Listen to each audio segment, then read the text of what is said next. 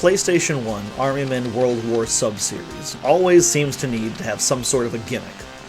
With the first game, it was, "You're not Sarge anymore, now you're a random green soldier." With Lancier, it was, "You're still a random green soldier, but with more vehicle missions." With Final Front, it was, "You're a random green soldier with vehicle combat, including submarines." Here with Team Assault, it's, okay, you're a specific commando, but you're not Sarge, and there's vehicle and submarine combat, but now there's two of you at the same time.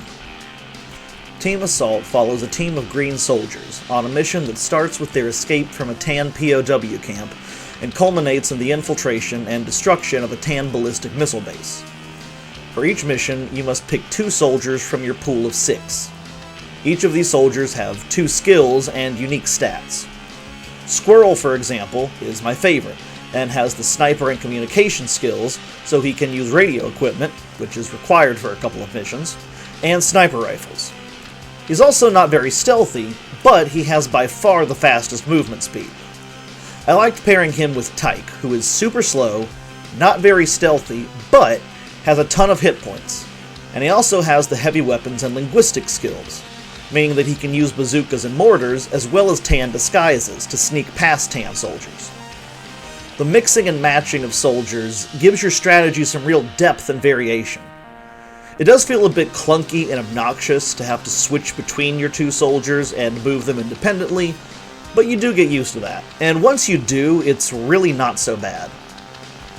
Visuals and sound are all pretty much overall on par with the previous World War games on PlayStation, but the gameplay and the controls feel tighter here than in the previous entries. The auto-aim feature felt a lot more polished and a lot smoother, and that definitely helps mitigate some of the more frustrating aspects of combat in the previous games. It's not perfect, you'll still routinely shoot to the left of an enemy, then to the right, then back to the left, and then actually shoot him, but it's a huge step up.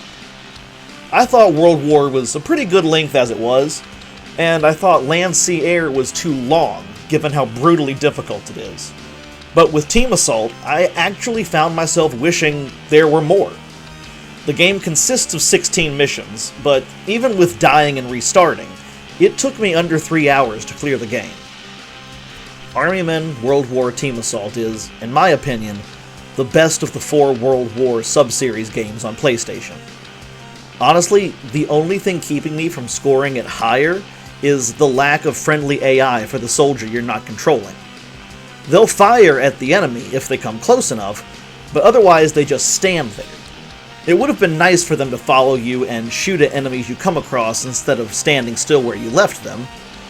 On the one hand, that does give you an ability to strategize a bit, by leaving a sniper on a high elevation position to provide overwatch, for example. But that's mitigated by the fact that you then have to switch back to that soldier and walk them all the way to wherever you got with the first soldier, as well as the fact that the AI that the ally soldier does have isn't nearly good enough to provide any truly helpful or effective cover fire. Still though, I had a blast with this game, and I definitely recommend it to any Army Men fan or PlayStation enthusiast. It's not an amazing game or a hidden gem or anything like that, but it is fun plastic-on-plastic violence, and it's definitely worth checking it out and giving it a try. My rating for Army Men World War Team Assault on the PlayStation is a C.